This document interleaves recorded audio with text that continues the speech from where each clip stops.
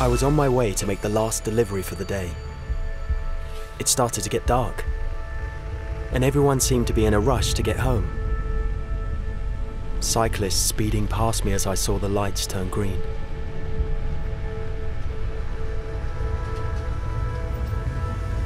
It was my turn to pick up the kids. I was running late, again. I didn't even think about the truck. There was just traffic everywhere. I was lucky, but a lot of people are not.